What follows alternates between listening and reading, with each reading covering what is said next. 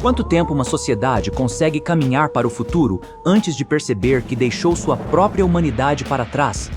No planeta Neria, ninguém sabia exatamente quando a névoa havia chegado. Alguns diziam que era consequência das antigas guerras industriais. Outros acreditavam que era apenas uma mudança natural do planeta. Mas, com o passar das décadas, a origem deixou de importar. A névoa se tornou parte da paisagem. Ela cobria as gigantescas torres de concreto escuro, atravessava as avenidas vazias e refletia nas superfícies metálicas das máquinas que funcionavam dia e noite sem precisar de ninguém. As cidades de Neria eram consideradas o maior símbolo da evolução humana. Prédios inteligentes controlavam o consumo de energia. Sistemas artificiais previam comportamentos sociais. Câmeras registravam cada movimento dos habitantes. Tudo era observado.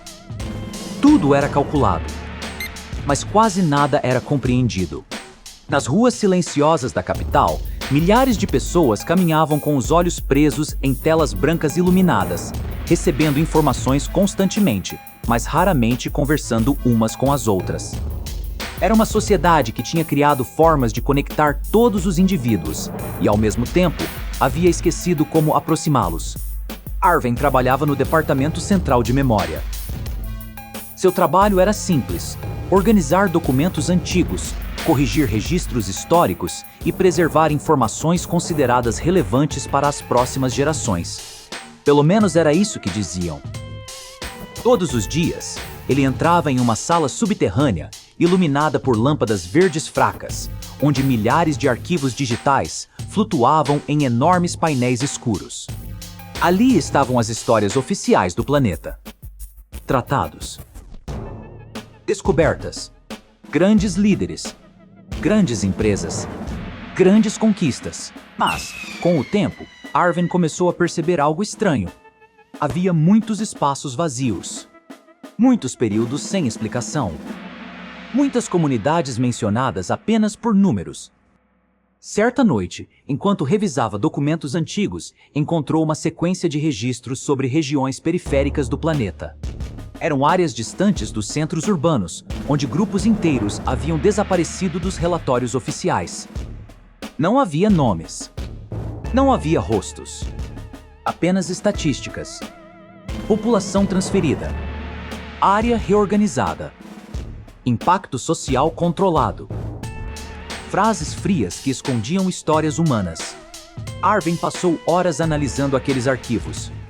Ele encontrou comunidades removidas de mapas porque seus territórios eram considerados obstáculos para projetos econômicos.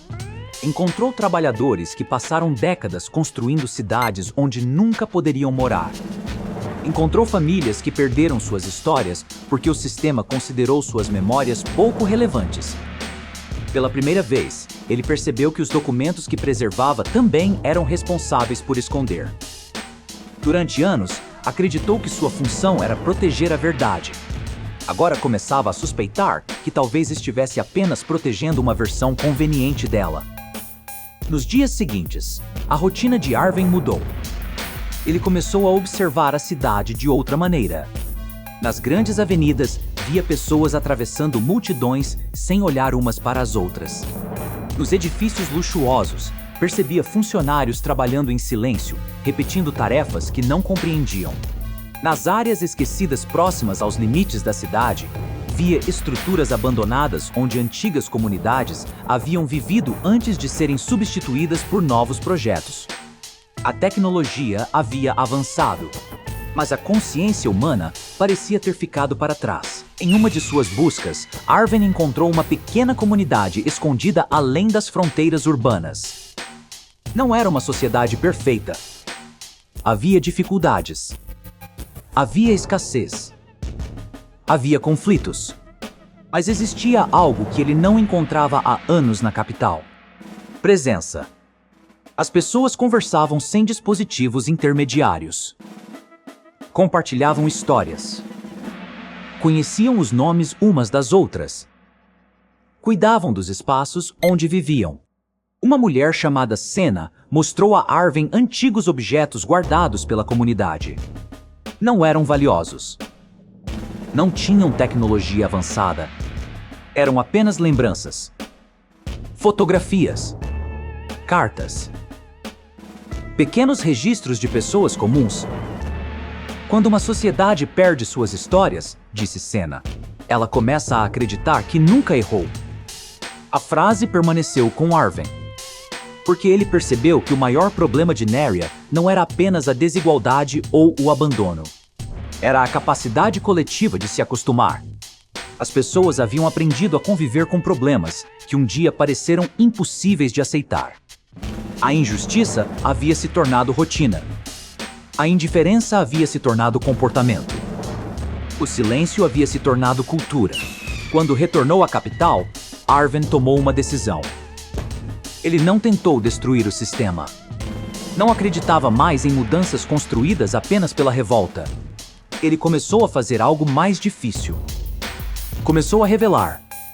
Usando seu acesso aos arquivos históricos, criou uma nova coleção de registros. Não sobre governos, não sobre instituições, mas sobre pessoas. Cada documento recuperava uma história esquecida. Cada nome substituía um número. Cada memória devolvia humanidade a alguém que havia sido reduzido a uma estatística. No início, quase ninguém percebeu. A cidade continuou coberta pela névoa. Os prédios continuaram escuros. As máquinas continuaram funcionando. Mas pequenas mudanças começaram a surgir. Pessoas começaram a procurar suas próprias histórias. Famílias descobriram passados apagados. Comunidades esquecidas voltaram a ser reconhecidas. Não foi uma revolução instantânea. Não houve um momento em que tudo mudou. A transformação aconteceu lentamente, como a luz branca atravessando uma janela em uma manhã de inverno. Porque Arven finalmente entendeu algo que o sistema havia esquecido. Uma sociedade não se perde quando deixa de construir. Ela se perde quando deixa de sentir. Anos depois, caminhando pelas mesmas ruas cobertas pela névoa, Arven observava a cidade. Ela ainda era imperfeita. Ainda existiam conflitos. Ainda havia pessoas que preferiam não enxergar. Mas algo havia mudado. Algumas janelas agora permaneciam abertas. Algumas pessoas levantavam os olhos das telas. Algumas histórias voltavam a existir. E talvez fosse isso que significava reconstruir uma civilização. Não criar máquinas mais inteligentes. Não erguer estruturas maiores. Mas recuperar a capacidade de reconhecer o outro como parte da própria história. Porque nenhuma nação, nenhum planeta e nenhuma sociedade desaparece de uma vez. Primeiro, ela perde suas memórias. Depois, perde sua empatia. E, finalmente, perde a coragem de perguntar quem se tornou. A verdadeira transformação humana talvez nunca comece nos grandes salões de poder. Talvez comece no instante silencioso em que alguém decide olhar para aquilo que todos aprenderam a ignorar.